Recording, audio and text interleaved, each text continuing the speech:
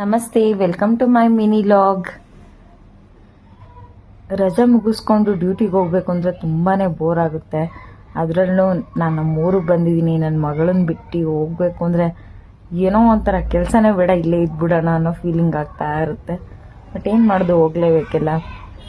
ಅದಕ್ಕೆ ಅವರಿಗೆಲ್ಲ ಹಾಲು ಕೊಟ್ಬಿಟ್ಟು ಫಸ್ಟ್ ಟಿಫನ್ ಮಾಡಿಬಿಡೋಣ, ಟಿಫನ್ ಎಲ್ಲ ತಿನ್ಕೊಂಡು ರೆಡಿ ಆಗೋಣ ಅಂತ ಹಾಲು ಕಾಯಿಸ್ತಾ ಇದ್ದೀನಿ.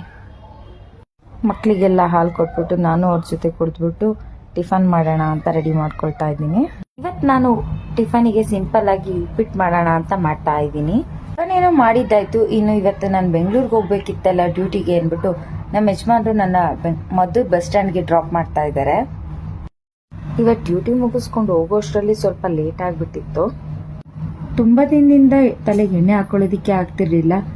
ಸರಿ ಅಂದ್ಬಿಟ್ಟು ಸ್ವಲ್ಪ ಆಯಿಲ್ ಮಸಾಜ್ ಮಾಡ್ಕೊತಾ ಇದ್ದೀನಿ. ತಲೆಗೆಲ್ಲ ಎಣ್ಣೆ ಹಾಕೊಂಡಿದ್ದಾಯ್ತು. ಇನ್ನು ವಾಷಿಂಗ್ ಮಿಷಿನ್ಗೆ ಸ್ವಲ್ಪ ಬಟ್ಟೆ ಹಾಕ್ಬೇಕಾಗಿತ್ತು, ಅದನ್ನ ಹಾಕಿದೆ. ನಾಳೆ ಬ್ರೇಕ್ಫಾಸ್ಟ್ಗೆ ಇಡ್ಲಿ ರುಬ್ಬಿಟ್ಕೊಳ್ಳೋಣ ಅಂತ ರುಬ್ಬಿಟ್ಕೊತಾ ಇದ್ದೆ. ಅದೆಲ್ಲ ಮುಗಿಸಿ ಸ್ವಲ್ಪ ಬಟ್ಟೆ ಇತ್ತು, ಬಟ್ಟೆ ಮಡಚಿಡ್ತಾ ಇದ್ದೆ. ಅಷ್ಟರಲ್ಲಿ ನಮ್ಮ ಯಜಮಾನ್ರು ಊರಿಂದ ಬಂದರು. ಅಡುಗೆ ಏನು ಮಾಡೋಣ ಅಂತ ಪ್ಲಾನ್ ಮಾಡೋ ಅಷ್ಟರಲ್ಲಿ ನಮ್ಮ ಯಜಮಾನ್ರು ಹೇಳಿದ್ರು, ಅಮ್ಮ ಊರಿಂದ ಸಾಂಬಾರು ಕೊಟ್ಟು ಕಳಿಸಿದರೆ, ಜಸ್ಟ್ ನೀನು ಸ್ವಲ್ಪ ರೈಸ್ ಮಾಡ್ಕೋಬೇಕಷ್ಟೇ ಅಂತ. ಸರಿ ಅಂದ್ಬಿಟ್ಟು ಸಾಂಬಾರು ಬಿಸಿಗಿಟ್ಬಿಟ್ಟು ರೈಸ್ ಮಾಡಿಬಿಟ್ಟು ಊಟಕ್ಕೆ ಕೊಟ್ಟೆ. ಇಲ್ಲಿಗೆ ಇವತ್ತಿನ ನನ್ನ